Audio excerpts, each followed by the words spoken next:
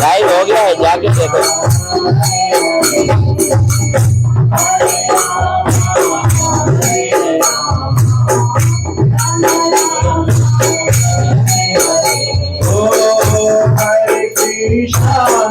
Hare Krishna, Krishna Krishna, Hare Hare, Hare Rama, Hare Rama, Rama Rama, Hare Hare.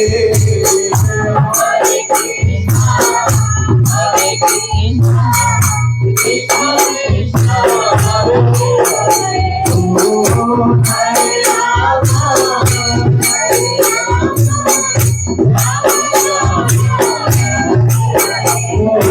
Hare Krishna, Hare Krishna, Krishna Krishna, Hare Hare, Hare Rama, Hare Rama, Rama Rama, Hare Hare. YouTube में देखो।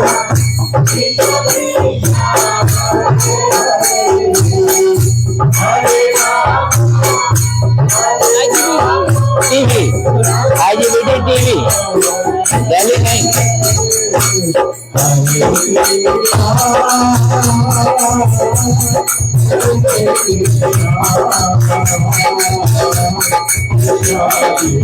ये तो media यहाँ नहीं आएगा, तुम्हें type करना पड़ेगा।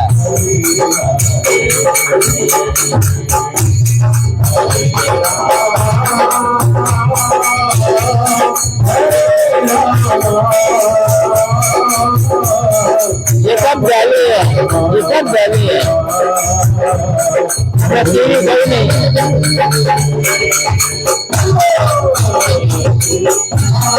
कहाँ है ढूंढने वाला, कहाँ है?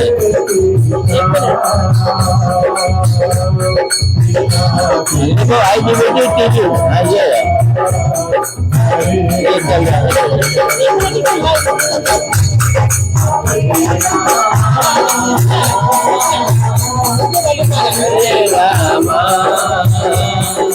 हरे राम राम हरे Hare Krishna, Hare Krishna, Krishna Krishna, Hare Hare, Hare Rama, Hare Rama, Rama Rama, Hare Hare, Hare Krishna, Krishna Krishna, Hare Hare, Hare Rama, Hare Rama. आज लाइव प्रोग्राम करने जा रहा हूँ मैं फेसबुक पे। Hare Krishna, Hare Krishna, Krishna Krishna, आवाज आ रही है, मस्जिद मानो आज इसमें अभी लाइव प्रोग्राम करने जा रहा हूँ मेलबर्न में। Hare Krishna, Krishna Krishna, Hare Hare, Hare Rama, Hare Rama, Rama Rama. दो जगह लाइव भी आ गए।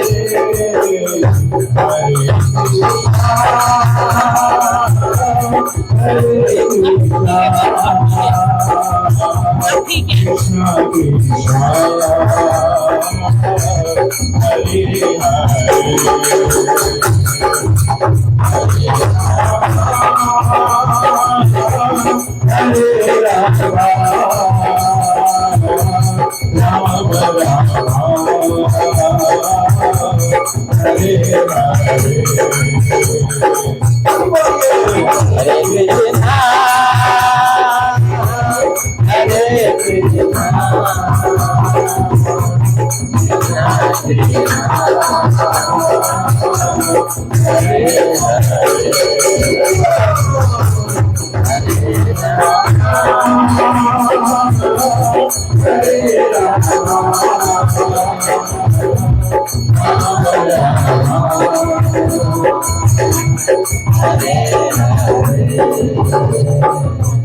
Hare Krishna,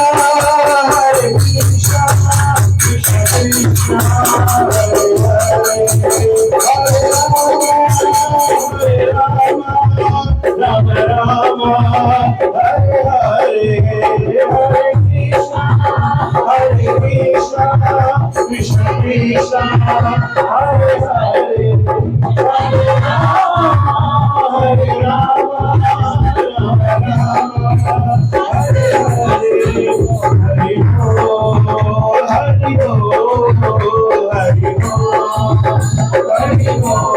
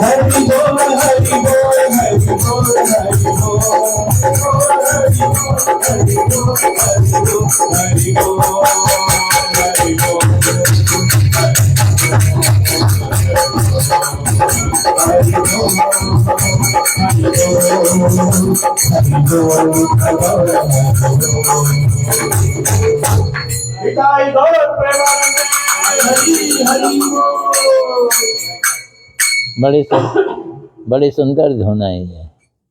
हरे कृष्णा। आओ भाई, मायापुरन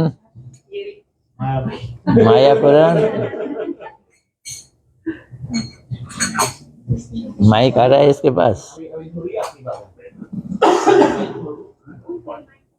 स्टैंड दे दो।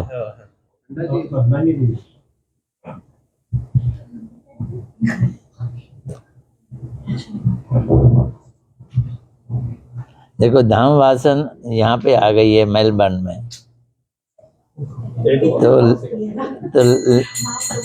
हम लोगों को धाम का छींटा फूटा मिल रहा है।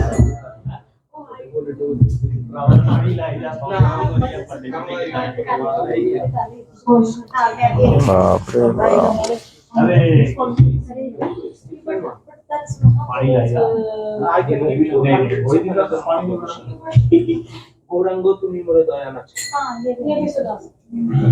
नहीं, वो बोलो जो सब सुनते हैं, वो जो बोल सके, जो गा सके। नहीं, नया सीखेगा कहाँ से? किताब है नहीं, नया सीखेगा।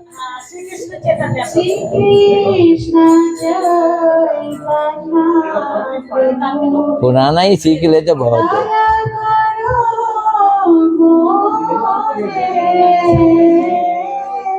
श्री कृष्ण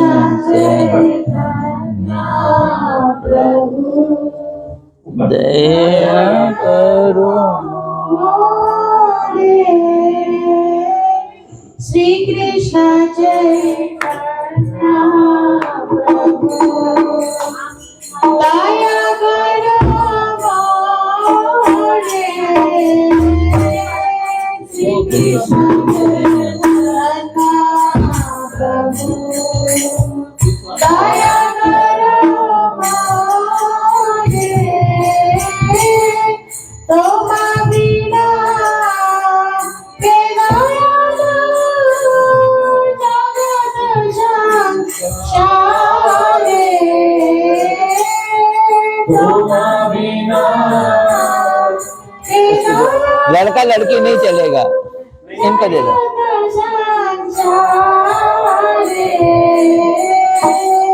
श्री कृष्ण चैतन्य प्रभु दया करो मोरे, श्री कृष्ण चैतन्य दया करो मोरे।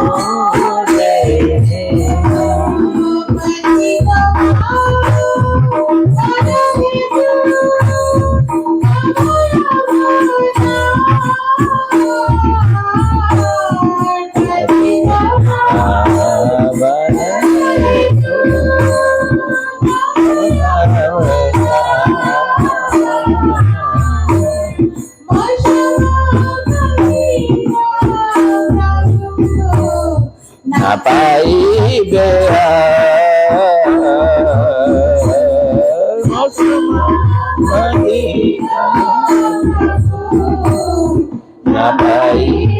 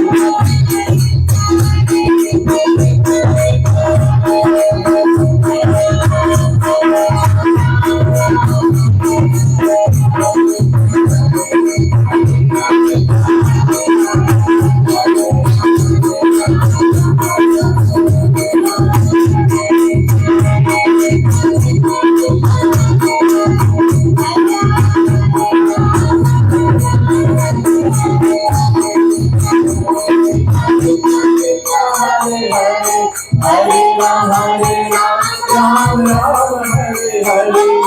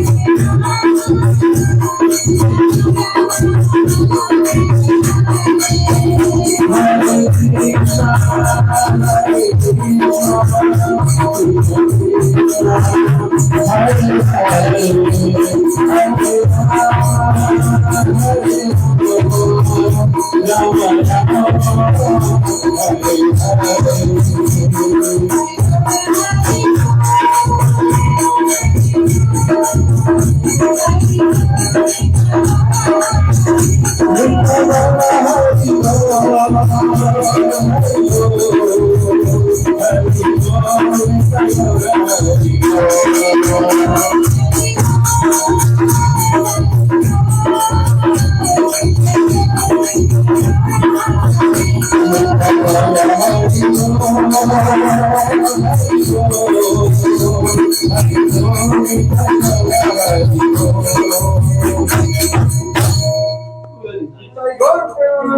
हरि हरि हरि बहुत सुंदर।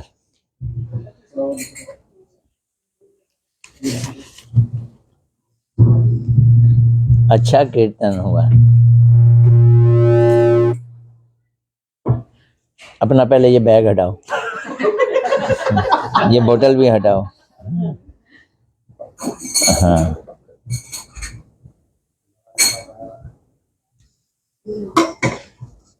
एक सेकेंड। हटाने से कुछ नहीं हुआ। नहीं, इसको इसके अंदर घुसा दो। अब हो गया। अब हो गया।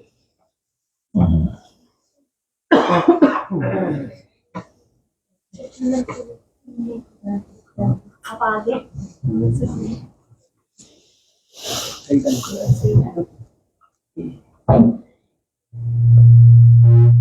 आज शनिवार है, कल इतवार है।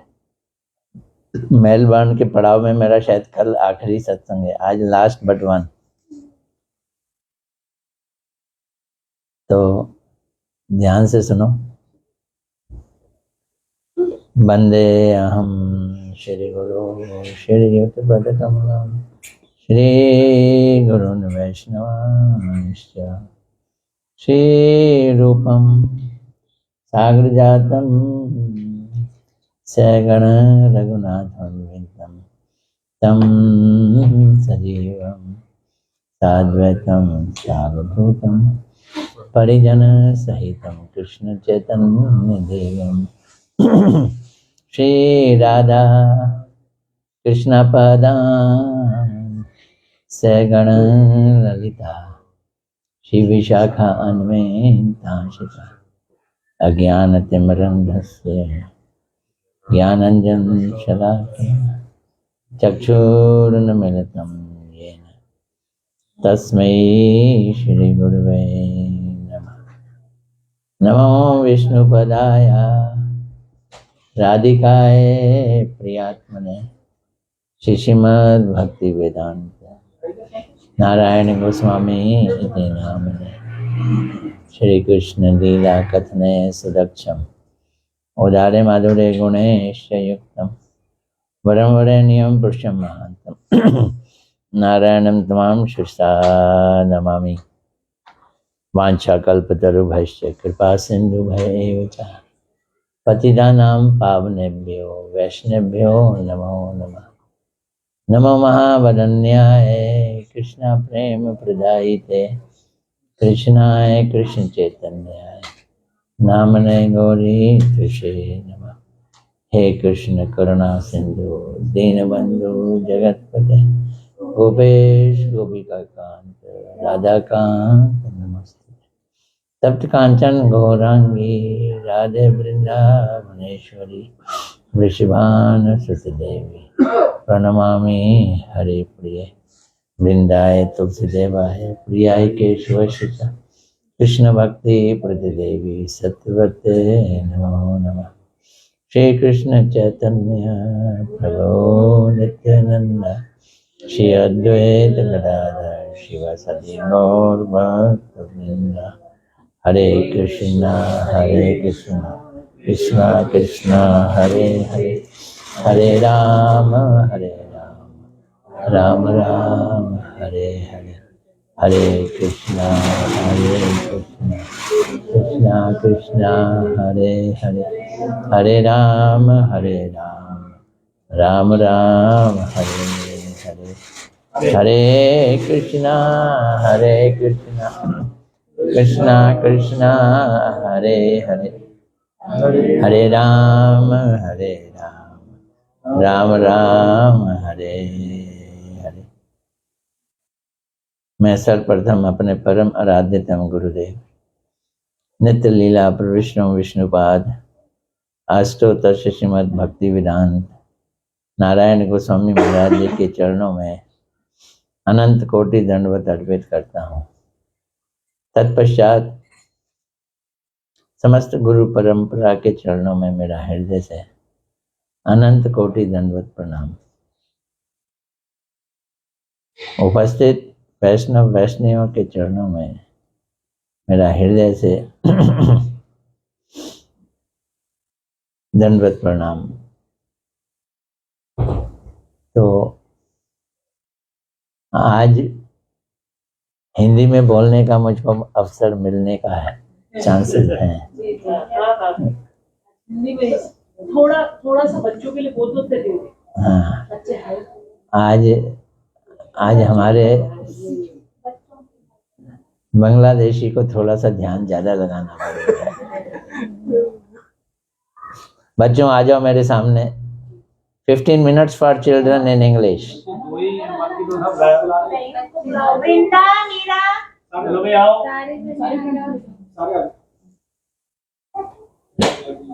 15 minutes for children. Come on. Meera अंदर आ जाओ। Story time. लो जी, ये बच्चे भी आ गए टाइम पे, बिल्कुल सही टाइम। वृंदा सभी को बुला लो बच्चों। शाबाश इधर बैठो। नहीं वो बुलाने जा रही है। Thank you. इतना गुस्सा मत हो यार, बुलाने ही आ रही है। मैं क्या बैटरी तो गया जी, पहले बाहर जाएगी अगर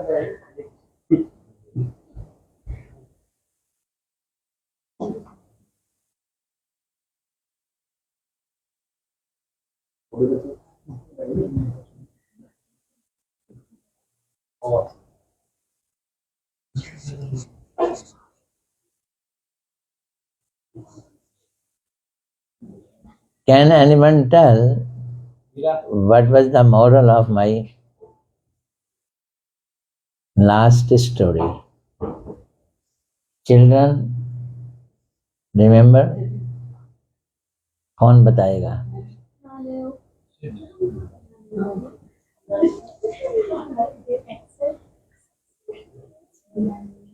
Yes. That's what we do. Louder. That our body is dead, and that it's also that.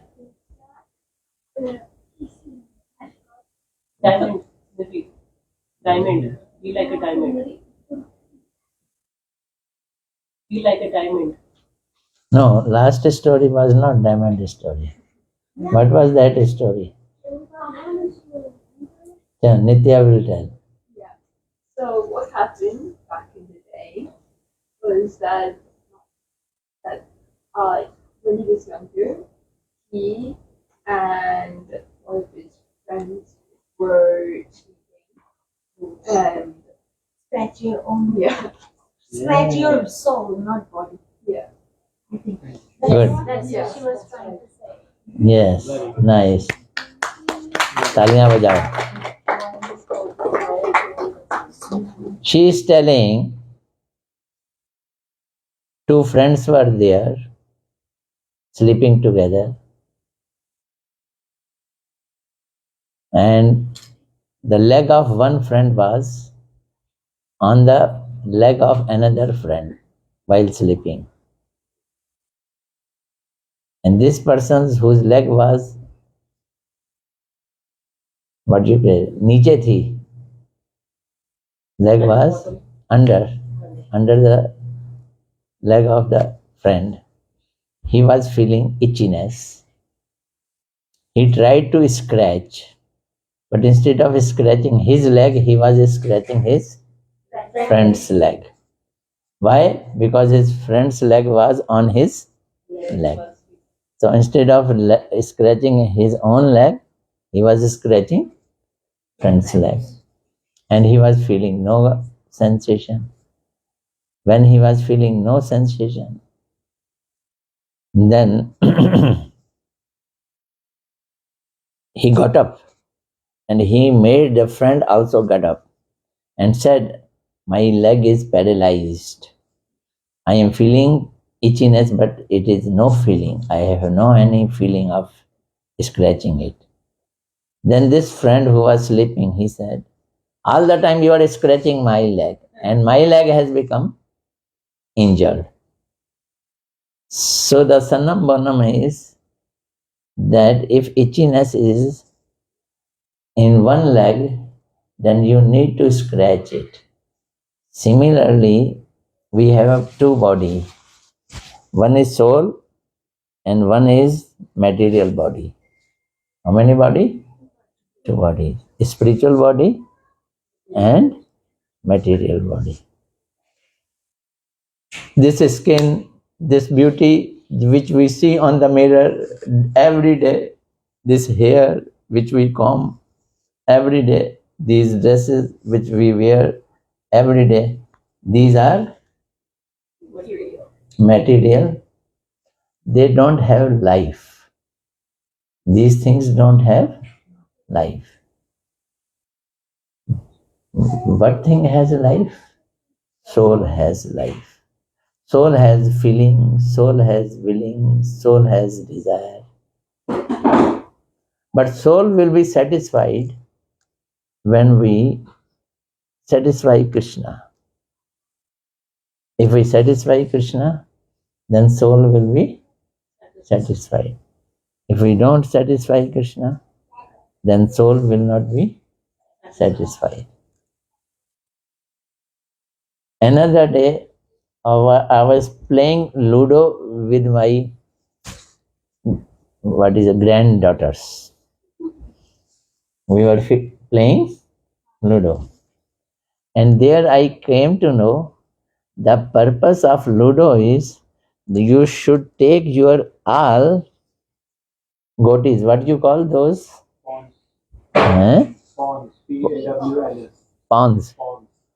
Take these pawns from your house, go all the way and go into another final destination. So this is, I realized, human beings' life. We live in our house like a pawn. Then number 6 and number 1 takes us out of our house. Then we move this way. Some person come and they hit us. We come back also. Some person crosses us. And then finally we come to our place and then we go. That is known as Golok Vrindavan. Where do we go? The Ludo game is very spiritual game. It takes you from your material home to which home? Spiritual home. You understand it? So whenever you play Ludo game, you should understand that the pawn which you are inside the house, that is you. Then you come out of the house, that means you are going to school and college, that you are working in this material world. And then Guru comes in your life, he takes you inside the place where no one can kill you, no one can hit you. And when you will get the right number of dice, then you will go into your real home. And what is our real home? Golok Vrindavan, that is the place of Krishna.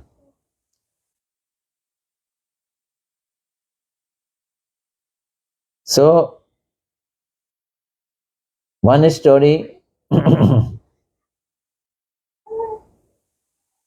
I will tell you. You listen very carefully. This is a story for the elderly person also. Not only young boys and girls. It is interesting for elderly people also.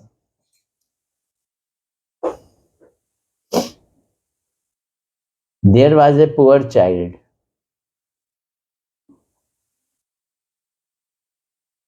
In a town. I might have told this story somewhere because I keep on telling these things. That child was very poor. Poor child. And his father was also poor.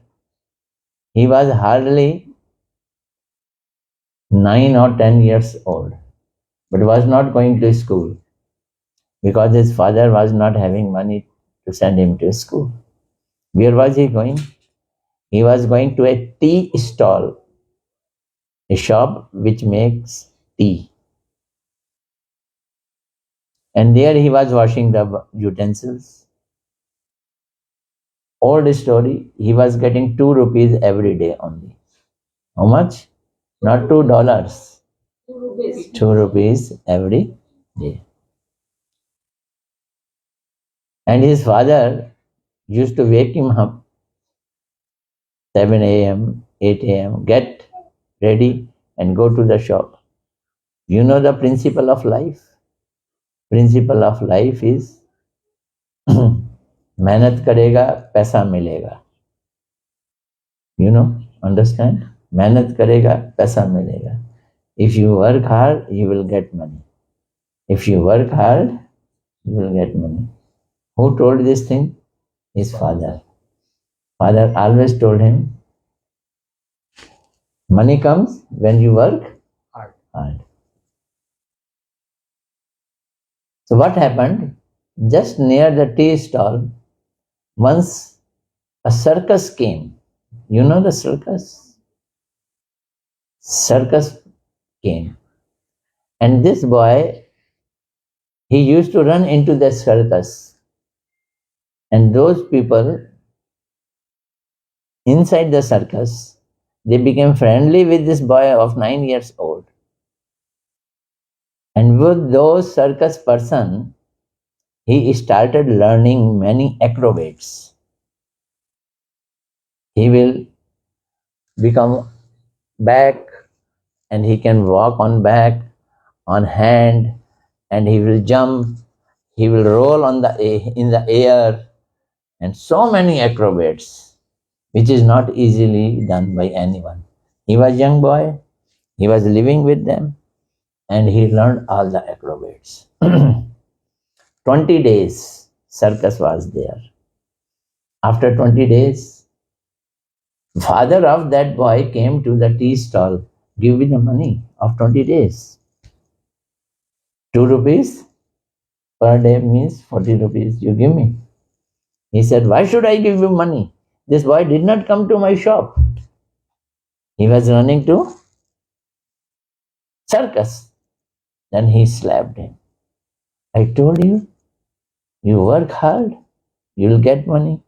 You work hard, you get money. And instead of working hard, you are going into circus.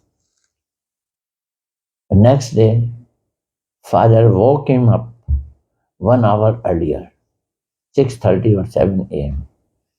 and said, go to tea stall. He went to tea stall. But tea stall was not open yet. What should he do? He was on footpath. He started doing those acrobats, which he learned in circus. When he was doing those acrobats, a TV team was going there. They saw this young boy, hardly 8 or 9 years old. He is doing such nice acrobats. They said, will you do in our camera? He said, yes. And they put camera in front of that boy, and that boy showed all his acrobats. And when he did all those acrobats, those TV team, they took out 100 rupees note and gave it to him. Here it is. He became happy. The boy who was earning 2 rupees per day, he got all of a sudden, how much? 100 rupees. He ran back to his father and showed 100 rupees. This like this. You stole it? No, I earned it. Hup! You must have stolen it. He snatched.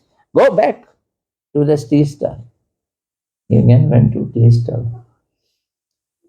5-6 days after, that tea stall person made 6 cups of teas in a basket and said, go and give it to that shop of TVs.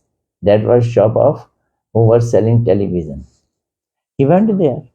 He gave them tea, 6 glass to each and every person of that shop. Suddenly, the owner of shop said, "Boy, wait, I have seen you somewhere. Where have you seen me?" "I saw a boy in TV. He was doing acrobats. He looks like you." He says, "Babu, I was doing those acrobats. I was doing." TV people, they took movies. "You know these acrobats? You can do it." "Yes." "Oh, there is one of my friend. He is kingly person and he is having very big function in his house day after tomorrow. Will you come with me and show you acrobats there?" He says, "Yes, I can come." This shopkeeper brought a very beautiful and handsome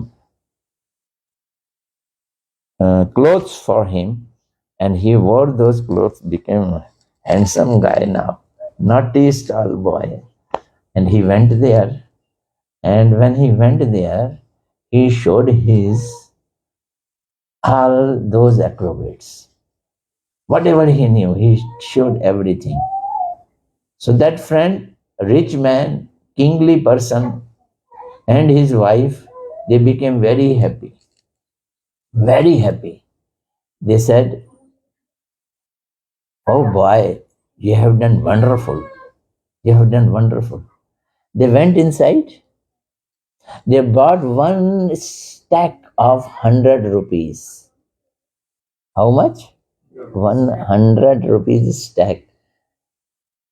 In one stack there is 100 notes. 100 into 100 is equal to 10,000. You call it 100. How you call it in 10,000. 10,000? 1,00,000 को 100. Acha. He got how much? 10,000 rupees. When he got this much money, he became really aghast. He came home. He showed that 10,000 rupees. Now father has nothing to say. He became mum. And this boy, he was so happy. He went on the top of his roof of his house and he was jumping and jumping, and he did his acrobats on the roof also, alone.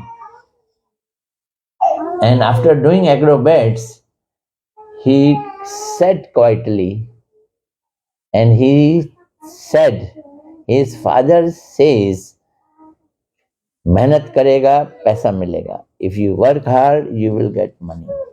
If you work hard, you will get money." He came to his father. "You say work hard, you will get money." I did acrobats. I did acrobats in footpath. I did acrobats where? In footpath. I got how much money? 100 rupees. 100 rupees. Then I did the same work in front of a king and I got 10,000. Then right now I went on the top of the roof and I did the same thing. But I did not get any money. But you say, मेहनत करोगे पैसा मिलेगा. What is the philosophy? I am not getting the same money for the same work. Then he said, "See, this is a philosophical question and I can't answer. Go to a Mahatma." Now he was a rich man. 10,000 rupees were with him. He went to Vrindavan. When he went to Vrindavan, he went to some Gaudiya Math. And when he went to Gaudiya Math, and he said to that Mahatma, that Maharaj,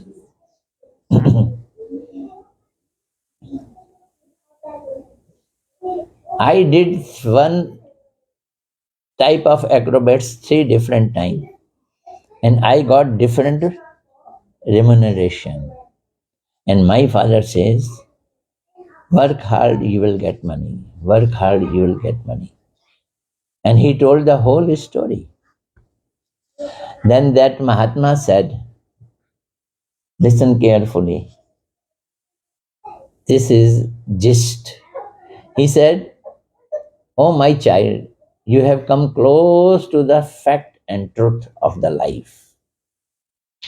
जिंदगी की सच्चाई के करीब पहुंच गए हो तुम. How come? He said, see, this theory is wrong. मेहनत करेगा पैसा मिलेगा. This is wrong theory. What is the theory? He says, your fruit depends upon that by your hard work to whom and how much you please, not how much you work. Your fruit depends upon your work hard, by that work to whom and how much you please. First time you pleased a TV team, you got 100 rupees. Second time you pleased a team of king. You pleased king. You got 10,000 rupees. And on the roof, you did acrobats only to please yourself. No one was there to be pleased. So anything you do for your own pleasure, you get. Do you know, understand this thing? In Hindi we say thenga. You get nothing. So the theory is, if you work hard for your pleasure only, if you cook for yourself, if you market for yourself, and if you live for yourself, finally you will become poor. If not in this life, then in next life you will become poor. But if you work for others, then you will become some rich person, because you are working for others. You worked for a king, you got 10,000 rupees. Suppose if you work for the king of all the kings, and who is Supreme Lord, how much will you get? How much will you get? So you will get infinite. So that philosophy of life is that we should engage our hard work not to please ourselves, even not to please materialistic people. We should work hard to please Krishna. Then our gain will be how much? Unlimited. Then our gain will be unlimited. So this is the story. You have to learn the moral of the story. So what is the moral of the story? Yes. वो सबसे पहले हाथ उठाती है. Good girl. Yes. Work hard, you will get more money, and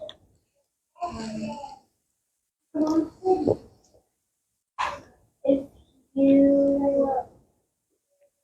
please yourself, you will get nothing. But if you please other people, you will get something.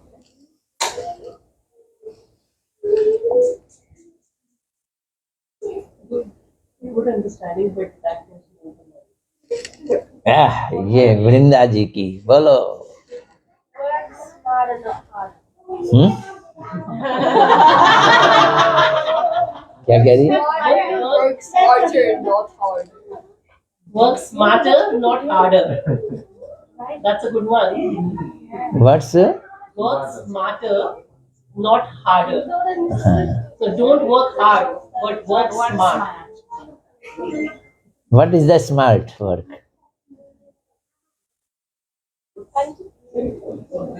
What is the smart work? The smart work is not to please yourself, please Krishna, not others. Krishna. नित्या तू क्या सीखी? What did you?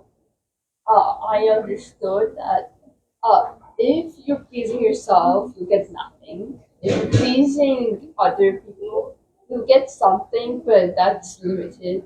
If you please Krishna, you'll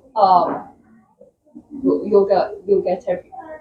Wow, That's a perfect answer. very good, very good. What do you say, Meera? If you please Krishna, you get infinite. Yes. Yes. So I think for children today enough. Yeah. Eh? Yeah. Now you can go. Children don't want to go outside. Children we can go because not. Oh my God, big children are already gone. Big child. Prabhu speed अब- थोड़ा कम होगा तो फिर नहीं समझ आएगा, हाँ, थोड़ा कम। तुम इधर बैठो, जो नहीं समझ आए ऐसे कर दिया करो, ठीक है?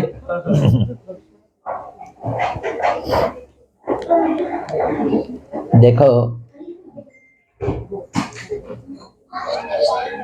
अच्छी तरह से एक बात को समझना, अच्छी तरह से। हम लोगों ने शुरू की थी मना शिक्षा, धीरे धीरे मना शिक्षा के पास जा रहे हैं, लेकिन बहुत सारी बीच में बातें आ गई, too many things. Material world की नेचर है, जो महान है उनका सम्मान करो और जो गिरे हुए हैं उनको गिरा दो। This is nature of material world. जैसे हवा, यू सी द एयर,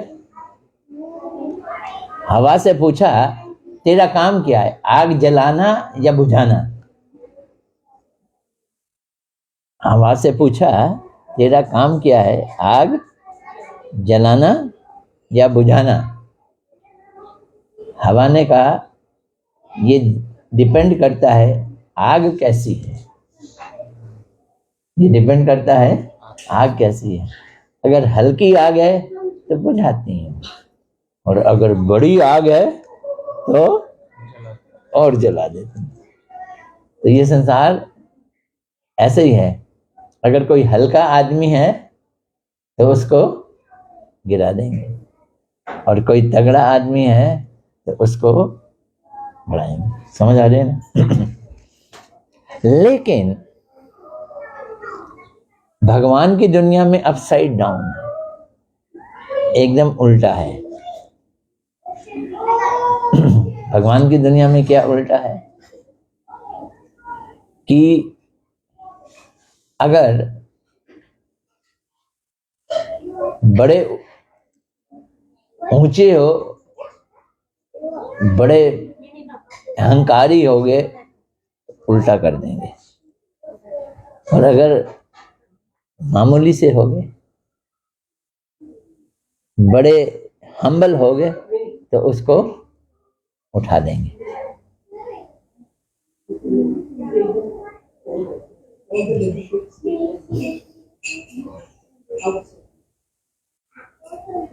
एक बार की बात है,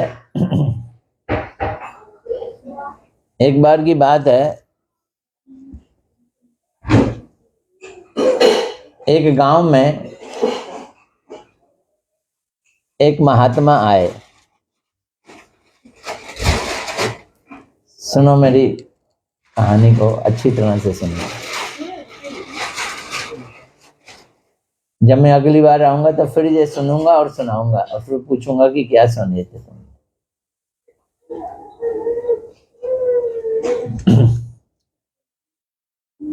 महात्मा किसी के घर में रह रहे थे। सारा गांव उस महात्मा के पास आया, आशीर्वाद लिया, दीक्षा ली। एक हफ्ते के बाद उस गांव का जमींदार, बड़ा पैसे वाला, वो भी आ गया। उसने भी कथा सुनी। कथा सुन के बाद में बोला, महाराज मैंने ये सोच लिया कि आपसे दीक्षा ले ही लूं। बोलने का स्टाइल देखो, मैंने ये सोच लिया है कि आपसे दीक्षा ले ही लूं। महाराज कहते हैं, अरे तू मेरे से दीक्षा लेगा, दक्षिणा देनी पड़ेगी। तो अगर दीक्षा लेगा तो दक्षिणा देनी पड़ेगी। तो महाराज जो मांगो दूंगा, बढ़िया से बढ़िया चीज, जमींदार हूं मैं, सब आपका ही है। महात्मा ने कहा, शाम को आना तो बताऊंगा क्या चाहिए और कल दूंगा दीक्षा। वो शाम को आया। जब वो शाम को आया तो महात्मा बोलते हैं, देख भाई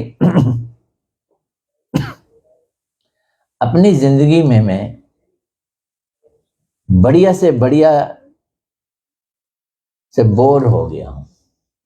I have become bore of best and best thing. जो कोई आता है मुझको बढ़िया से बढ़िया देते जाता है। अगर किसी ने मुझे जूता भी देना है तो वो कैसे देगा? बढ़िया से बढ़िया जूता, बढ़िया से बढ़िया चप्पल, बढ़िया से बढ़िया खरबूजा, बढ़िया से बढ़िया आम, बढ़िया से बढ़िया प्रसाद। अपने घर में कोई बैठालता है तो चादर बिछाएगा तो बढ़िया से बढ़िया चादर। कितने बढ़िया से बढ़िया मैं लूं। तो ये काम कर सकता है? बोलो महाराज, तो मुझको घटिया से घटिया चीज लाके क्या कर? घटिया से घटिया चीज लाकर। वो जमींदार के तो सिर घूम गया। महाराज मेरे से आप घटिया से घटिया। बोलते देख भाई, अब मुझे बढ़िया से बढ़िया की बिल्कुल कोई चीज की इच्छा नहीं कर रही, मैं क्या करूं? तो घटिया से घटिया ला। अच्छा, सोचता हूं क्या चीज दुनिया में घटिया से घटिया है।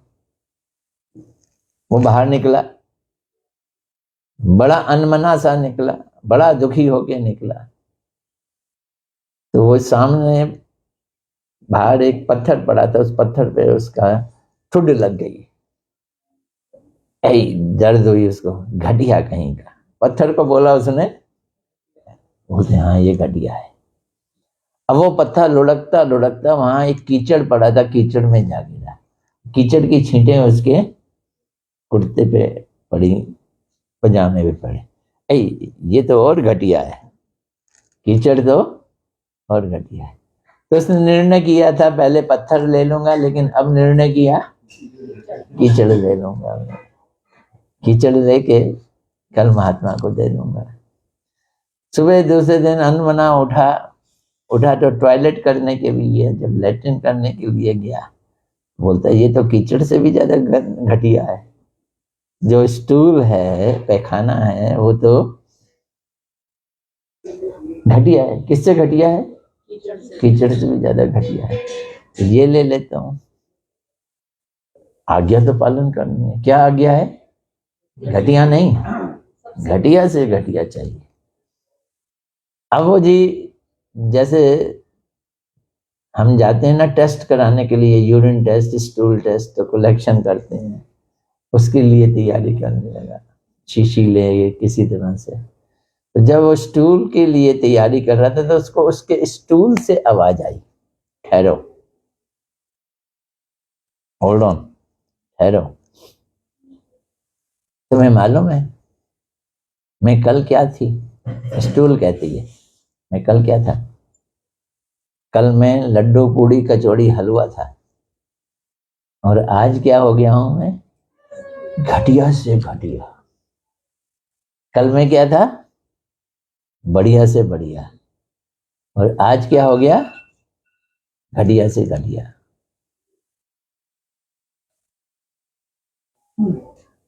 किसने कहा बनाया मुझे घटिया से घटिया? वो जमींदार सोच रहा है, माय गॉड, मैंने आलू पूड़ी कचौड़ी खाई बढ़िया से बढ़िया, और उसको बना दिया घटिया से घटिया। तो घटिया कौन हुआ? मैं या स्टूल? ओहो, महात्मा ठीक कह रहे थे कि तू क्या लेके आ, घटिया से घटिया लेके आ। अब जी वो चल पड़ा महात्मा के पास सुबह सुबह, नहा धो के, बड़ा दुखी, बड़ा परेशान। और उसके गुरु ने पूछा, तू लाया मेरे लिए घटिया से घटिया कुछ? तो वो धड़ाम करके उनके चरणों में गिर गया, ले आया महाराज, मेरे से ज्यादा घटिया कोई नहीं है। महाराज ने कहा, यही मैं चाहता था तुझको, कि तू ये रियलाइज कर कि तू देना तो चाहता है बढ़िया से बढ़िया, लेकिन खुद क्या है, घटिया से घटिया। तो जो अपने को घटिया से घटिया समझता है उसको महात्मा ऊपर उठाते हैं। और इस संसार का नियम क्या है, जो बढ़िया से बढ़िया है उसको ऊपर उठाया जाता है, और जो घटिया से घटिया है उसको नीचे गिराया जाता है। हम धनवान हो, धनाढ्य हो, लेकिन भक्ति हमको नीचा उतारती है।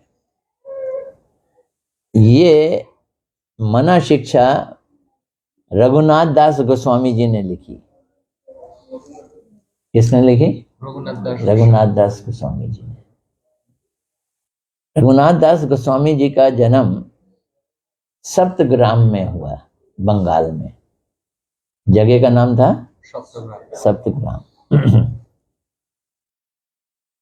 बड़ा अमीर घर था जी, बिजनेसमैन, मजूमदार फैमिली, गोवर्धन मजूमदार उनके पिताजी का नाम था। करीब 1494 ईस्वी में उनका जन्म हुआ था। उस समय उनकी महीने में 1 लाख सोने की मुद्रा की इनकम थी। इतना पैसा था, दिखने में बढ़िया से बढ़िया। उनके कुल पुरोहित है यदुनंदन आचार्य। क्या नाम? यदुनंदन आचार्य। यदुनंदन आचार्य जी जो थे वो अद्वैताचार्य जी के शिष्य थे। कौन से अद्वैताचार्य? श्री कृष्ण चैतन्य प्रभु नित्यानंद श्री अद्वैत गदाधर शिवासादि गौर भक्त। कोई जानता है कौन है अद्वैताचार्य जी? कौन है? क्या है उनका इंट्रोडक्शन क्या है? हैं? हाँ, महाविष्णु के अवतार मान लो। शिव जी भी बीच में है। किनके हैं वो? महाविष्णु के अवतार। महाविष्णु के अवतार अद्वैताचार्य जी। उनके शिष्य कौन? यदुनंदन आचार्य जी। और उनके पास आते थे हरिदास ठाकुर, नामाचार्य हरिदास ठाकुर जी वहां आया करते थे।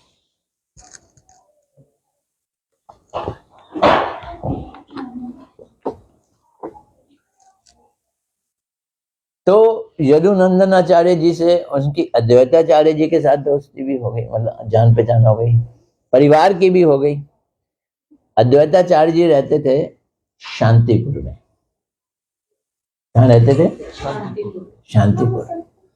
आप लोगों में से पता नहीं कोई मायापुर, नवद्वीप, शांतिपुर गया है कि नहीं? कोई गया है? कहाँ कहाँ गए हो? शांतिपुर में गए, बाकी नित्यानंद एक चक्कर धाम भी गए, और जहाँ पे भक्तिनाथ ठाकुर का हुआ था उधर भी गए थे। गोद्रुम द्वीप गए। शांतिपुर बहुत सुंदर स्थान है, आमों का बगीचा है शांतिपुर, और सैकड़ों आम के पेड़ लगे हुए हैं। वहां जाने के बाद बड़ी शांति मिलती है। और वहां कौन रहते थे? अद्वैताचार्य जी रहते थे। बाद में वो मायापुर में आ गए थे अद्वैताचार्य जी।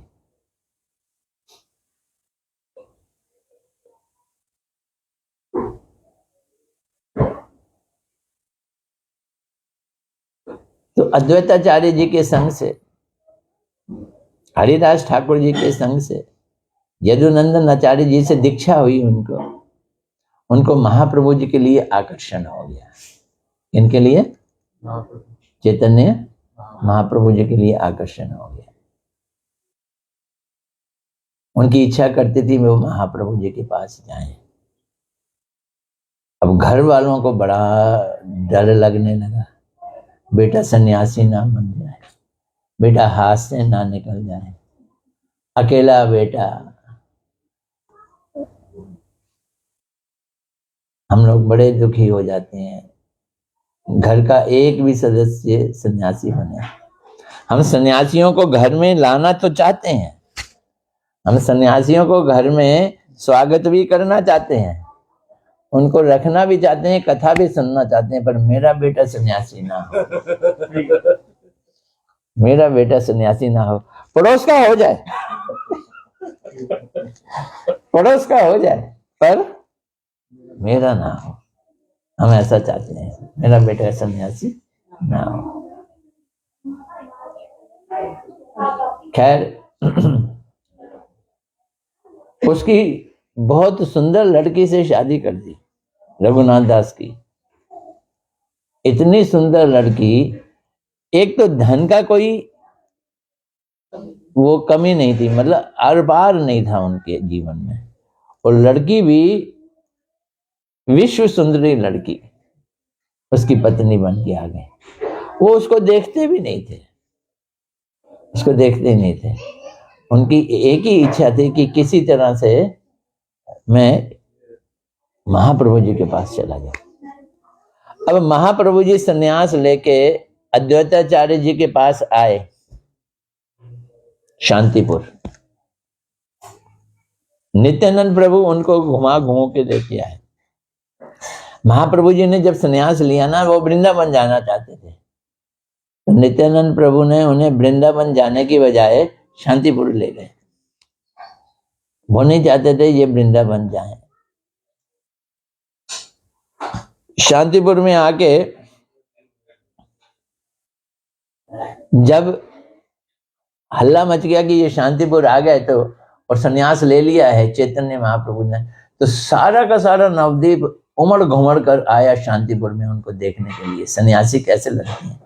उनके बड़े सुंदर बाल थे, कर्ली हेयर थे, वो सब सिर मुड़ा के वो कैसे लगते हैं। अब सब उनके मुड़े हुए सिर को देखने के लिए आ गए, और वहीं पे ये भी आ गए। कौन? रघुनाथ दास गोस्वामी भी आ गए। अब जब रहे 2-3 दिन महाप्रभु जी के साथ, अब महाप्रभु जी तो निर्णय हो गया कि वृंदावन नहीं जाएंगे, जगन्नाथपुरी जाएंगे। तो महाप्रभु जी तो चल दिए जगन्नाथपुरी, तो ये भी तैयार हो गए, मैं भी चलूंगा। अमीर घर का बेटा, यंग बॉय। तो महाप्रभु जी ने कहा पागल मत बन, ना हऊ बातुल। बंगला में एक शब्द है, क्या? बातुल। बातुल। पागल मत बन। क्या कर? भक्ति अंदर रख और पक्की कर, और पक्की कर। फिर जब समय आएगा तो भगवान अपने आप तुझको लेके आ जाएंगे। फिर उनको अद्वैताचार्य जी या किसी भक्त ने कहा कि चैतन्य महाप्रभु को मिलना है तो नित्यानंद प्रभु की कृपा चाहिए। किसकी कृपा? नित्यानंद। कौन है नित्यानंद? मालूम? बलराम जी। नित्यानंद प्रभु की कृपा चाहिए। हिंदी समझ आती है ना? नित्यानंद प्रभु की। आज तुम्हारी मैया नहीं आई, नहीं तो सब सुन लेते। दादी, दादी मैया तो है, दादी सॉरी, दादी है ना। खैर, फिर रघुनाथ दास गोस्वामी जी नित्यानंद प्रभु को स्मरण करने लगे, अगर उनकी कृपा से काम चलेगा तो पता चला एक स्थान है बंगाल में, उसका नाम है पानीहाटी। क्या नाम है जगह का? पानीहाटी।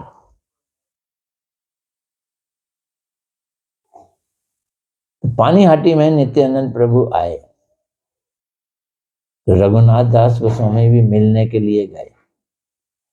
मुझे ऐसा लगता है, मैंने बंगाल का ज्यादा ज्योग्राफी नहीं देखी है, सप्तग्राम और पानीहाटी शायद पास पास में ही हो, ज्यादा दूर ना हो। ना, पानीहाटी कलकत्ता के करीब है, सप्तग्राम अंदर अंदर है, हुगली में आ जाता है। हाँ। सप्तग्राम जो है हुगली में आ जाता है, पर मेरा ख्याल है फिर भी नवदीप और मायापुर से तो ज्यादा नजदीकी है सप्तग्राम। हुगली यह है, सप्तग्राम और पानीहाटी पास में है। एनीवे, उससे में ये कोई वो नहीं है। तो पानीहाटी में नित्यानंद प्रभु गंगा जी के किनारे अपने भक्तों के साथ बैठे हुए थे, तो रघुनाथ दास गोस्वामी जी ने बड़े दूर से उन्हें प्रणाम किया। अब याद रखना अच्छी तरह से, भले भक्ति की जगह हो या अभक्ति की जगह हो, पैसे वालों की चलती खूब है। और रघुनाथ दास गोस्वामी लखपति करोड़पति नहीं था, उस समय का खरबपति था, और हर मठ में उनके घर से पैसे जाया करते थे। शांतिपुर पे भी वो भेजते थे, हर जगह जाते थे। तो जैसे ही उसने दूर से प्रणाम किया तो किसने कहा, प्रभु जी, नित्यानंद प्रभु, रघुनाथ दास गोस्वामी आपको प्रणाम कर रहा है, रघुनाथ प्रणाम कर रहा है। रघुनाथ को वो भी जानते थे कि अमीर घर का बेटा है और महाप्रभु जी का फैन है। तो उन्होंने कहा, बुलाओ उसको, चोर को बुलाओ। तो क्या बोले उसको, वो चोर बोले। जब वो गए, उनके सामने प्रणाम किया तो अपना पैर उसके सिर पे रख दिया। बोलते हैं, चोर। तो वो ऐसे देख रहा है, मैंने क्या चोरी की? महाप्रभु मेरी प्रॉपर्टी है, तो मेरे बिना उनको कैसे चुराएगा बता? महाप्रभु मेरी प्रॉपर्टी, मेरे बिना चुरा लेगा? दंड दे। चोरी की है तो क्या कर, दंड दे। और उससे कहा कि क्या दंड दूं महाराज? सब लोगों को दही चिवड़ा खिला। ये बंगाल की बड़ी हाईएस्ट क्लास की स्वीट डिश है। क्या नाम? दही चिवड़ा। चिवड़ा फ्लैट राइस कहलाते हैं, और दही में डालो, दही में गुड़ या चीनी डाल के चिवड़ा डालो और फिर खाते हैं। बंगाली लोगों के लिए वो हाईएस्ट डिश है, वेजिटेरियन में बेस्ट डिश है ये। मूढ़ी उनके लिए बहुत बढ़िया डिश है। अगर कोई बंगाली आपके घर में आ जाए, आप उनको झाल मूढ़ी खिला दो तो खुश हो जाएगा, एकदम खुश हो जाएगा। चावल खिला दो, दाल खिला दो, बहुत खुश। और तो और, जिसे पंजाबी वर्स्ट कहते हैं ना, कि पेट खराब हो तब खाते हैं, वो खिचड़ी खिला दो तो सबसे ज्यादा खुश हो जाता है।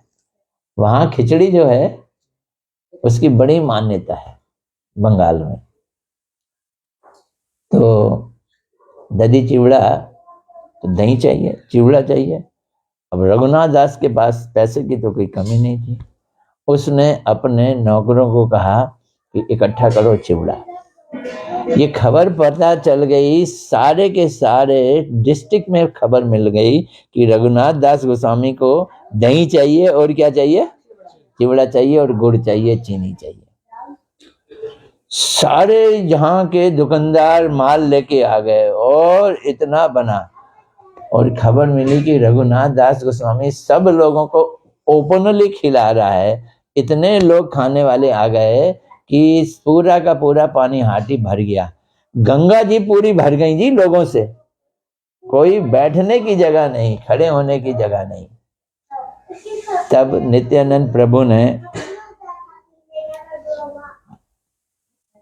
कुछ प्लेटें लगाई, अपने लिए लगाई, महाप्रभु जी के लिए लगाई, और आह्वान किया। तो कीर्तन के बीच में सब लोगों ने देखा, जगन्नाथपुरी में रह रहे महाप्रभु जी जो हैं वो वहां आ गए। तो महाप्रभु जी ने प्रसाद पाया, पानी हाटी में दधी चिवड़ा पाया, रघुनाथ दास को आशीर्वाद दिया और नित्यानंद प्रभु जी से आशीर्वाद मिला। नित्यानंद प्रभु ने उनके सिर पे पैर रखा और बोलते तुमने बहुत अच्छा किया। सबको, जितने भी भक्त लोग थे उन सबको उन्होंने दक्षिणा भी दी, पैसों की कमी तो थी नहीं, सबको दक्षिणा भी दी। अब नित्यानंद प्रभु कहते हैं तुम्हारा काम बन जाएगा। तो उनके गुरु जी यदुनंदन आचार्य जी आए, बोलते हैं रघुनाथ दास गोस्वामी को कि देखो मेरे मंदिर का पुजारी जो है छोड़ के चला गया, मैं बुढ़ापे में कैसे काम करूं, आप उस पुजारी को बुलवा दो। सुबह सुबह आए। रघुनाथ दास गोस्वामी अपने घर में नहीं रहते थे, बाहर सोते थे और वहीं पहरेदार उनके चारों ओर बैठे रहते थे ताकि वो कहीं भाग ना जाए। तो सुबह सुबह का समय में नींद बड़ी अच्छी आती है, खासकर 5-6 बजे नींद खूब बढ़िया आती है। तो पहरेदार सो रहे थे, रघुनाथ दास गोस्वामी जी चले,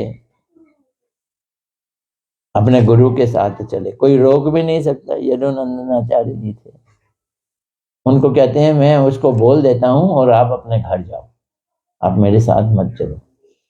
तो उसको बोल के पुजारी को भाग लिए और भाग के कहाँ आ गए, जगन्नाथपुरी आ गए। तो नित्यानंद प्रभु की कृपा से भागने की फ्रीडम मिल गई, नहीं तो भागने की फ्रीडम नहीं मिल रही। अब ये देखो, ये भक्ति का उल्टा काम। क्या काम? वो कहते हैं हवा क्या करती है, जलती आग को और बढ़ा देती है। जब आग ज्यादा हो, जंगल की आग हो तो उसको बढ़ा देती है और दीपक की आग को बुझा देती है। लेकिन भक्ति क्या करती है, अमीर दीपक को गिरा रही है नीचे।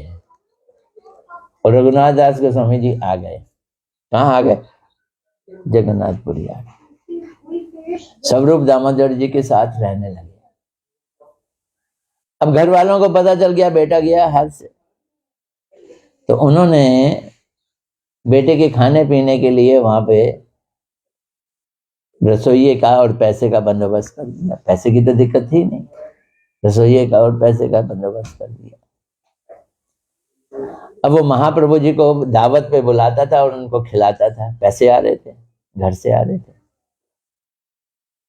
कुछ दिन तो चला सिलसिला, फिर उसने सोचा कि मेरे माता पिता वैष्णव तो है नहीं, उनका धन भी वैष्णव तो है नहीं, मारा मारी वाला धन है, इससे मैं नहीं ना खाऊंगा ना महाप्रभु जी को खिलाऊंगा। अब पैसा लेना बंद, खाना पीना बंद। महाप्रभु जी ने कहा भाई वो इतने अच्छी दावतें देता था, कहाँ गया? बोलते जी उसने पैसा लेना बंद कर दिया। महाप्रभु जी ने कहा ये ठीक किया। अब कर क्या रहा है वो?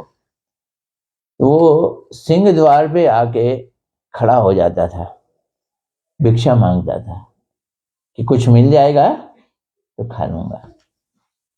महाप्रभु जी कहते हैं बहुत बढ़िया। करोड़पति का बेटा क्या बन गया? भिखारी बन गया। ये है भक्ति में आदमी कहां से कहां जाता है। वैराग्य भक्ति में भगवान को बड़ा प्यारा लगता है, बहुत प्यारा लगता है। अब कुछ दिनों के बाद उन्होंने कहा कि अब क्या कर रहा है भाई वो?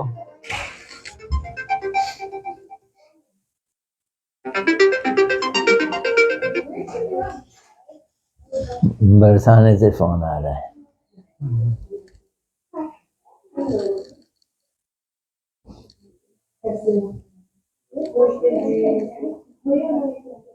क्या बोल रहा था मैं? भिखारी बन गया करोड़पति का बेटा। हाँ, उसने सोचा हाय राम, मेरी हालत तो वैश्या जैसी है। वैश्या अपने दरबार पे खड़ी रहती है कि ये आया मेरा ग्राहक, ये मेरा ग्राहक आया। आता आदमी, हर आदमी को वो अपना क्या समझती है? ग्राहक समझती है, पर वो चला जाता है तो फिर धुआंसा होकर बैठ जाती है, नहीं ये तो नहीं। तो मैं भी सोचता हूँ ये आएगा मुझको कुछ देगा, ये आएगा तो मुझको देगा।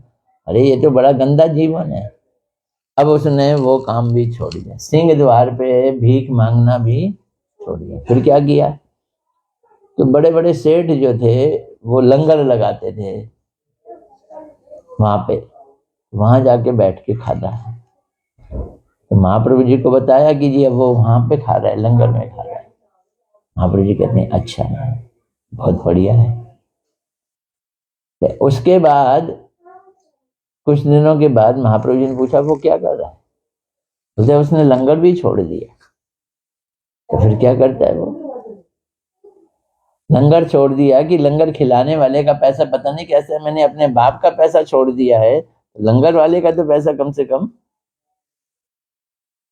तो अब वो क्या करता था, जगन्नाथ जी के भोग के लिए लाखों आदमी का रोज प्रसाद बनता है और वो प्रसाद आनंद बाजार में आकर बिकता है, और वो जब खराब हो जाता है तो उसको पीछे एक जगह फेंक देते हैं, वहां पे गाय कुत्ते बल्ली वगैरह आके खाते हैं उसको। तो ये वहां जाते थे, वहां जो फेंके हुए चावल थे वो इकट्ठा कर लेते थे, उसको धोते थे और उस धो के उसमें नमक डाल के वो खा लेते थे। ये लिमिट है, देखो वैरागी की लिमिट। जब महाप्रभु को पता चला कि वो ऐसा करते हैं तो महाप्रभु जी उसके घर भागे भागे गए। जिस समय वो खा रहा था उसके हाथ से छीन के महाप्रभु जी ने खा लिया। ये आपके लिए नहीं है, ये आपके लिए नहीं है। महाप्रभु जी कहते इतना बढ़िया तू रोज दावत लेता है और मुझको अब खिला नहीं रहा। तो ये रघुनाथ दास गोस्वामी, महाप्रभु जी ने अपनी लीला बंद कर दी, चले गए। टोटा गोपीनाथ है एक मंदिर, उसमें गदाधर पंडित वहां पे उसकी सेवा करते थे। तो टोटा गोपीनाथ में महाप्रभु मिल गए, वहां पे उनका खाली पीताम्बर मिला, वो डिसअपियर हो गए। कुछ दिनों के बाद गदाधर पंडित भी चले गए, स्वरूप दामोदर जी चले गए। इन्हीं के साथ तो वो रह रहे थे, कौन, रघुनाथ दास जी। रघुनाथ दास जी का तो पूरा का पूरा सारा का सारा सहारा ही समाप्त हो गया, बेसहारा हो गए। बोलते हम मैं नहीं जीऊंगा। अब देखो मरने के लिए उन्होंने प्लानिंग की, कैसे मरूं। तो पुरी में मरने की इरादा छोड़ के कहते हैं कि मैं यमुना जी में जाके मरूंगा, वहां डुबकी लगा लूंगा, या गिरिराज गोवर्धन पे चढ़ के ऊपर से छलांग मार के मर, तो ब्रज में चल के मरेंगे। तो जब रघुनाथ दास गोस्वामी जी ब्रज में पहुंचे और उन्होंने लिखा है कि ये गोवर्धन मुझे अजगर जैसा लग रहा है, ये राधा कुंड मुझे बाघ जैसा लग रहा है, मेरा सारा सहारा छूट गया। और उसी समय उनको रूप गोस्वामी और सनातन गोस्वामी जी मिले, महाप्रभु जी के भक्त। कौन कौन, रूप गोस्वामी जी, सनातन गोस्वामी। जो गौड़ियां हैं वो तो उनको जानते हैं, जो गौड़ियां नहीं है वो उनको नहीं जानते। हमारे तो सिरमौर हैं, जय रूप सनातन भट्ट रघुनाथ, श्री जीव गोपाल भट्ट दास रघुनाथ। एछे गोसाई करी चरण बंधन, जहाँ होते विघ्न नाश अभिष्ट पूरण। एछे गोसाई जार मोहि तार दास, पास बार पद रेणु मोर पंचग्रास। तादेर चरण सेवी भक्त सन्निवास, जन्म जन्म मोर ऐ अभिलाष। ये गौड़िया वैष्णव की पूजा है। तो रूप गोस्वामी, सनातन गोस्वामी 6 गोस्वामियों के हेड थे। उसमें रघुनाथ दास गोस्वामी भी नेक्स्ट लाइन में थे, लेकिन रघुनाथ दास गोस्वामी तब तक वृंदावन में नहीं थे, वो रह रहे थे जगन्नाथपुरी में। हालात उनको आत्महत्या करने के लिए लेके आए वृंदावन में। अब वृंदावन में वो मरने के लिए आए थे, लेकिन मिल गए उनको रूप गोस्वामी, सनातन गोस्वामी। जब वो रूप गोस्वामी और सनातन गोस्वामी के साथ रहे तो रूप गोस्वामी और सनातन गोस्वामी जी ने उनको ऐसी शिक्षा दी और उनको महाप्रभु जी के बारे में ऐसा बतलाया कि वो सोचने लगे कि मैं जगन्नाथपुरी में महाप्रभु जी के साथ रहकर महाप्रभु जी का वो संग नहीं कर पा रहा हूँ जो मुझे संग रूप गोस्वामी जी और सनातन गोस्वामी जी के साथ मिल रहा है। समझ आ रही बात? इतना उनको रूप और सनातन के साथ प्रेम हो गया। मरने की बात तो दिमाग से दूर दूर खत्म हो गई। बोलते हैं असली सत्संग तो अब मिल रहा है मुझको। तो ये रघुनाथ दास गोस्वामी जी का भाव है। वहीं पे आके वृंदावन में आके वो बहुत सारी किताबें लिखी, जिसमें एक है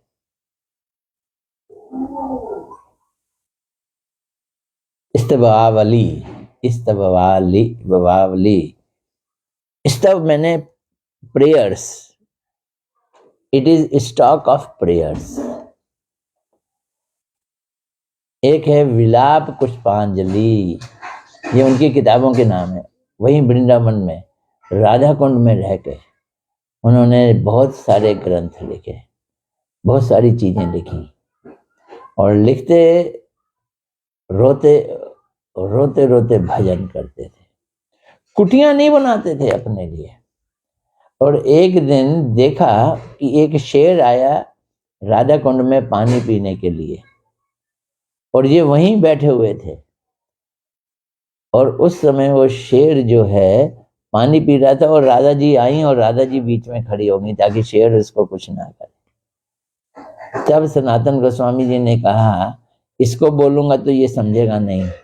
उनको बोला देख तू रोता है, तू लोटपोट करता है, दुनिया देखती है, कोई कहेंगे तो पाखंडी है, तो दुनिया को दिखाता है, ये सब काम कर पर कुटिया के अंदर। तो उसके लिए क्या बना दी? कुटिया बना दी। राधा कुंड, श्याम कुंड चैतन्य महाप्रभु जी नहीं आके खोजे थे, गुप्त हो गए थे, गायब हो गए थे। गौरी खेत और काली खेत के नाम से मशहूर थे। छोटे से गड्ढे थे जो, और उसमें पानी भरा हुआ था, लेकिन पानी खत्म नहीं होता था कभी। अकबर की सेना आई तो रघुनाथ दास गोस्वामी जी से पूछा कहाँ पानी पिलाएं? बोलते यही पिला दो। बोलते ये तो एक ही घोड़ा पी जाएगा सारा। बोलते पिलाओ तो सही। और लाखों घोड़े लाखों हाथी पी गए, लेकिन वो पानी खत्म नहीं हुआ। इनका अंदर से एक इच्छा जागृत हुई कि अगर इसकी खुदाई कर दिया जाए तो बड़ा बनाए और सीढ़ी बनाए तो सब लोग इसमें स्नान कर सकें। फिर ऐसे थप्पड़ मारा। तेरा दिमाग कर्मों में क्यों घुसता है? कर्मों में क्यों घुसता है? भजन कर। खुदाई करेगा, पैसा लाने के लिए पैसे इकट्ठे करेगा, मिस्त्रियों को बुलाएगा, यही काम के लिए आया है क्या? भजन कर। छोड़ दिया जी, आइडिया छोड़ दिया। एक बहुत बड़ा सेठ, करोड़पति, हमारे हिमालय में रहते हैं, बद्रिक आश्रम में, बद्री नारायण जा रहा था। वहां के मंदिर बनाने के लिए लाखों रुपया लेके जा रहा था। तो बद्री नारायण ने उनको रास्ते में ही रोक लिया। बोलते हैं तू मेरे पास मत आ पैसा लेके, तू राधा कुंड चला जा, अरीट ग्राम है, उस गांव का नाम था अरीट ग्राम। वहां रघुनाथ दास मिलेंगे, उनको ये पैसा दे देना। तो वो पैसा लेके कहाँ आ गए? अरीट ग्राम में आ गए।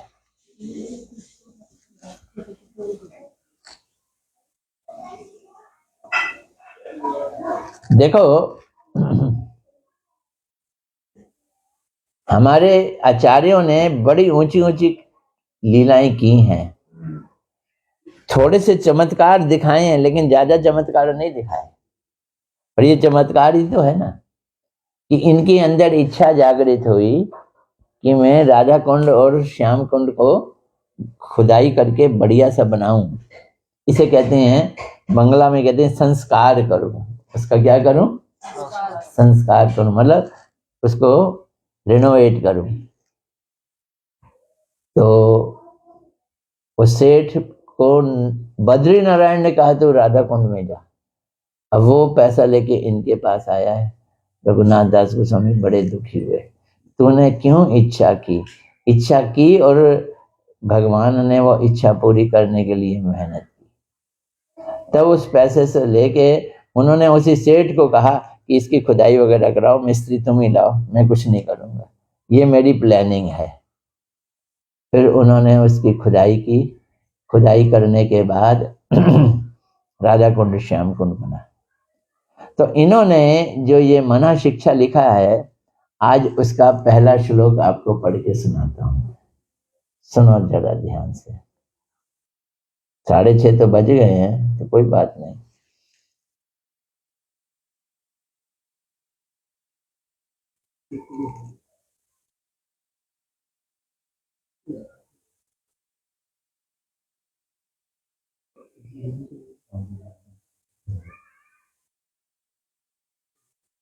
गुरो गोष्ठे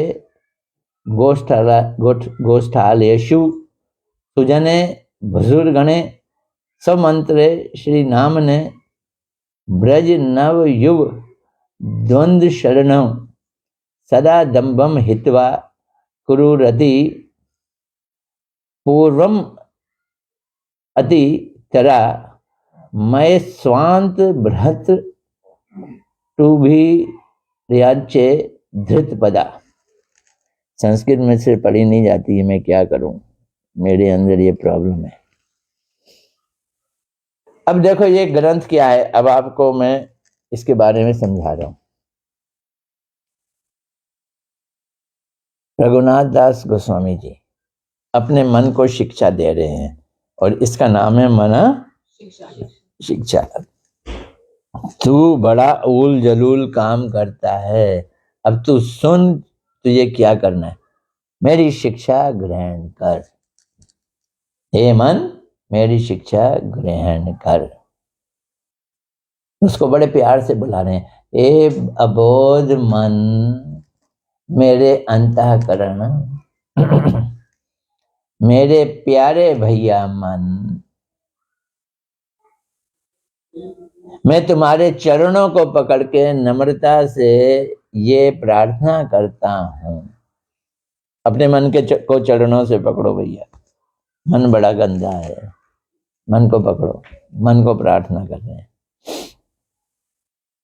क्या करना है और क्या नहीं करना।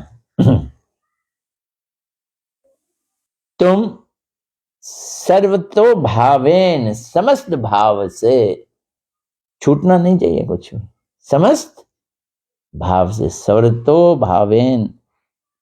एक काम करो, दंभ का त्याग करो। किसका त्याग करो? दंभ। बोले दम से ही तो हम चल रहे हैं, त्याग कैसे करेंगे? हम ही नहीं रहेंगे अगर दंभ नहीं रहेगा तो। हम चल किससे रहे हैं? दम से ही चल रहे हैं। दंभ और भ हटा तो दम, तो दम हमारा दंभ से ही चलता है। दम में ताकत, प्राण, प्राण हमारे दंभ से चलते हैं। पर सर्वतो भावेन दंभ का परित्याग करो। ये बड़ा पहला वो विचार है। सदा दंभम हित्वा, दंभ को छोड़ना। मैं पैसे वाला हूं, मैं पुरुष हूं, मैं स्त्री हूं, ये दंभ को छोड़ना है। अपने गुरुदेव में, अब देखो एक एक चीज को सुनो। दंभ को त्याग किया, फिर क्या करो? अपने गुरुदेव में। तो गुरुदेव दीक्षा गुरु और शिक्षा गुरु। अपने गुरुदेव में, खाली गुरुदेव में नहीं, और ब्रज धाम में। गुरु, गुरु के बाद ब्रज धाम, गुरु गोष्ठे। ब्रज धाम को क्या बोला? गोष्ठे। अपने गुरु में और ब्रज धाम में। खाली ब्रज धाम में वहां जाके झाड़ू मारे नहीं, ब्रजवासियों में। ब्रज धाम के बाद क्या हो? ब्रजवासी। ब्रजवासी कौन है? जो भगवान की भक्ति नहीं करते हैं, जिनका भगवान से कोई संबंध, रिलेशन नहीं है, वो ब्रजवासी नहीं है। लेकिन फिर भी जो ब्रज में पैदा हुए एक किस्म से, वो भी क्या है? हाँ, तो ब्रजवासी जनों में गुरु, गुरु के बाद ब्रज, ब्रज के बाद ब्रजवासी, और ब्रजवासी के बाद वो बोल रहे हैं वैष्णव जनों में। अब वैष्णव जन भी कोई राधा कृष्ण के भक्त हैं, कोई विष्णु के भक्त हैं, कोई राम के भक्त हैं, तो सारे वैष्णवों में, वैष्णव जनों में। अब वैष्णव जन से और एक स्टेप चले आए तो भूसर गण। कौन? भूसर। अब ये क्या होता है? भूसर, भूसर मैंने ब्राह्मण। तो इसका मतलब वैष्णव इज सुपीरियर टू ब्राह्मण। लेकिन हमने उनमें फर्क नहीं डालना। वैष्णव जनों में, ब्राह्मणों में। अब वैष्णव जन ब्रज में रहते हैं, वो सब ब्रजवासी नहीं है। राम के भक्त भी ब्रज में रह सकते हैं। बड़े सारे रामानंदी ब्रज में रहते हैं। वो किसके भक्त हैं? राम जी के भक्त हैं। और भगवान नाम में हरे कृष्णा कृष्णा कृष्णा हरे हरे, राम राम राम हरे। भगवान के नाम में। ब्रज के नित्य नवीन किशोर किशोरी राधा कृष्ण युगल के शरण में। फिर क्या करो? इतना सबको लेते हुए अंत में कहां पहुंच गए? राधा कृष्ण। राधा कृष्ण को लिए क्या कह रहे हैं? किशोर किशोरी।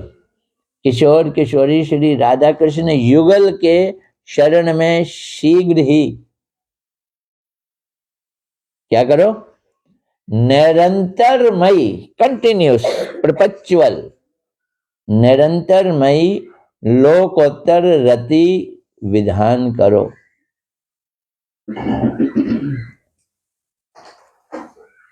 लोकोत्तर जो इस लोक की नहीं है, इससे अतर है, उत्तर। वो क्या करो? रति। रति मतलब प्रेम। प्रेम की पहली स्टेज क्या है? रति। रति विधान करो। ये है जी मना शिक्षा का पहला श्लोक। हम चलते चलते चलते चलते आज यहाँ पहले श्लोक पे पहुंचे हैं, और कल दूसरा श्लोक लूंगा मैं। कल है ना कथा? किसके घर है? वो आई नहीं आज हैं? वो तैयारी करनी पड़ती है भाई, इसमें कोई शक नहीं। यहाँ माइयाँ तो है नहीं, नौकर तो है नहीं, सफाइयाँ कर देंगे, कुर्सियाँ हटा देंगे, स्टीव कर देंगे, तैयारियां करनी पड़ती हैं।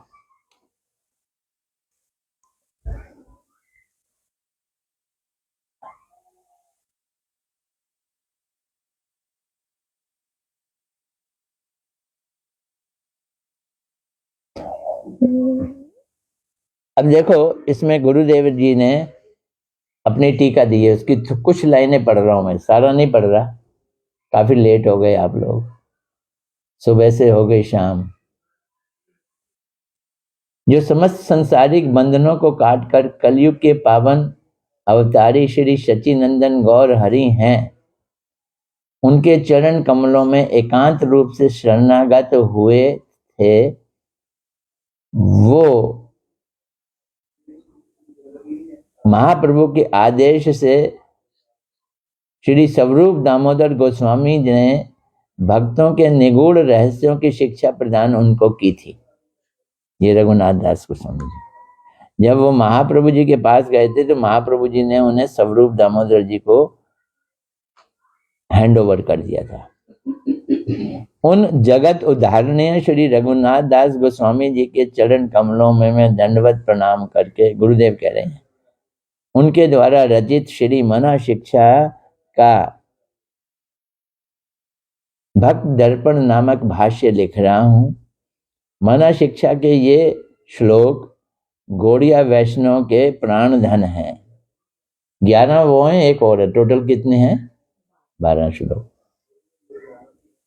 श्री रघुनाथ दास गोस्वामी जी ने अपने मन को लक्ष्य करके समस्त गौड़िया वैष्णवों को शिक्षा दी है और बड़े सौभाग्य से जन्म जन्मांतरों की सुकृति इकट्ठी होने पर जिस समय जीवों के हृदय में भगवान के संबंधित श्रद्धा उदित होती है, उस समय उनके लिए जो जो नितांत कर्तव्य हैं, इस छोटी सी पुस्तक में उस सब का उपदेश दिया गया है।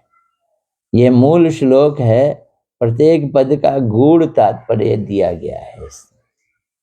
ठीक है, तो ये हो गया पहला श्लोक।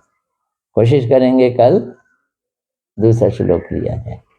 हरे कृष्णा कृष्णा कृष्णा हरे हरे, हरे राम राम राम हरे। आज तो पूरा ही 100% हिंदी हो गया। उनको समझ आ गया, मेन चीज वो कुछ आया समझ? हाँ, बस खरबूजा क्या है वो समझ नहीं आया। अब खरबूजा कह रहे थे। खरबूजा बोला था मैंने। फर्स्ट स्टोरी में जो महात्मा बढ़िया खरबूजा है, वाटरमेलन अलग है। महात्मा ने कहा था बढ़िया बढ़िया चीज लाओ, खराब नहीं, वो महात्मा कहते थे सब बढ़िया बढ़िया लाते हैं। अगर कोई खरबूजा भी लाएगा तो कैसा लाएगा? बढ़िया लाएगा। आम भी लाएगा। तो तुम्हें तब की बात याद है? वाह जी वाह, वेरी गुड, याददाश्त तेज है। और कोई किसी का प्रश्न है? प्रश्न भी तुम्हारा ही है। भक्ति विनोद ठाकुर भजन दर्पण कमेंटरी में मन शिक्षा में लिख रहे हैं कि भूसुरगण और जो वैष्णव है, भूसुरगण ब्राह्मण, वो में फर्क कर रहे हैं, कनिष्ठ भागवत और उत्तम भागवत। पर आप कह रहे हैं कि भूसुरगण और वैष्णव में फर्क नहीं करना चाहिए। मैं ये नहीं कह रहा फर्क नहीं करना चाहिए, मैं ये कह रहा हूँ कि रघुनाथ दास गोस्वामी जी कह रहे हैं सबको सम्मान करो, सबको सम्मान करो। किस लिए सम्मान करो? किस लिए सम्मान करो? जब सबका सम्मान करोगे तभी तुम ये युगल जोड़ी की पूजा में रति पैदा कर सकोगे। अगर किसी के लिए भी तुम्हारे अंदर थोड़ी सी इंफीरियरिटी फीलिंग रही तो राधा कृष्ण के लिए रति नहीं बनेगी, बनेगी नहीं। ये बहुत जरूरी है। किसी के लिए इंफीरियर फीलिंग किसके लिए नहीं रखो? अरे ब्राह्मणों के लिए भी नहीं रखनी। ब्राह्मण तो वैष्णवों से नीचे होते हैं, हुआ करें, कोई बात नहीं। पर रह कहाँ रहे हैं? रह कहाँ रहे हैं? ब्रज में। ये कौन से ब्राह्मणों के लिए बोला उन्होंने? ब्रज के ब्राह्मणों के लिए। अच्छा, सभी ब्राह्मणों के लिए? हाँ, ब्राह्मणों के लिए है, वैष्णवों के लिए। क्या करो? उनको सम्मान दो। और फिर रति किसके लिए रखनी है? रति जो है वो जुगल किशोर के लिए। कैसी रति रखनी है? निरंतरमयी, कंटिन्यूअस, परपेचुअल रति पैदा करो।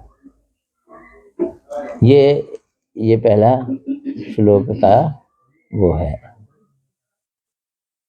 प्रभु अपराध नहीं ले तो नारायण महाराज तो कह रहे कि देवी वर्णाश्रम के ब्राह्मणों के लिए, वो तो कमेंटरी में लिख रहे कि सिर्फ देवी वर्णाश्रम के ब्राह्मणों के लिए, तो सभी ब्राह्मणों के लिए ये देखो, ये वैष्णवों का ताल ठोक समझते हैं, यह घोषणा है कि कर्म और गुण से वैष्णव ब्राह्मण होते हैं। अच्छा, देवी वर्ण का क्या मतलब है? नॉट जन्म जन्म से नहीं, गुण और कर्म। हाँ, गुण और कर्म विभाग ये कह रहे हैं वो। प्रभु जी, मेरे भी एक प्रश्न है। परम पूज्य बाबा विनोद बिहारी दास जी गौड़िया है हमारे बरसाना के, तो मैं उनकी कथा सुनती हूँ, तो उसमें वो एक दिन अपनी कथा में बता रहे थे, जैसे कि आपने बोला कि सबका सम्मान करना चाहिए तभी आपको वो मिलेगा, चाहे राधा कृष्ण से आपकी तभी राग होगा, चाहे कोई भी हो। बोलते कोई इवन चाहे मायावादी भी है, आप उनके साथ मत जाओ, पर उनका अपमान नहीं करो, कुछ भी है, चाहे कोई आपसे, पर कहते हैं मगर ये आपके दिल में हमेशा ये होनी चाहिए कि बाबा की कथा वो मैंने सेव की हुई है कि हम गौड़िया हैं, हम सर्वोपरि हैं। हमारे गोस्वामियों ने वृंदावन का सारा मतलब वृंदावन को दोबारा उजागर किया, और हमारे गोस्वामियों, और सबसे बड़ी बात उन्होंने बोला कि आपको इस चीज का हमेशा ये दंभ नहीं है, ये दीनता है, मगर हम महाप्रभु के लाइन में आते हैं। उन्होंने बोला देखो कि वो देखो हम देखो करो, देखो इस चीज में देखो humble नहीं रहना आपको। इसमें हम्बल की बात नहीं है, इसमें कमिटमेंट की बात है, अंडरस्टैंडिंग की बात है। हमको ये मालूम होना चाहिए कि जिस परंपरा में हम हैं वो सर्वश्रेष्ठ है। ये ज्ञान है, ये मालूमात है, ये जानकारी है। अगर ये जानकारी हमारे अंदर नहीं होगी तो हम यहाँ टिकेंगे कैसे? ये हम टिकेंगे कैसे? इसलिए इस चीज को, जानकारी को हासिल करके रखने का मतलब ये है हम सर्वश्रेष्ठ हैं, इसमें कोई शक नहीं है।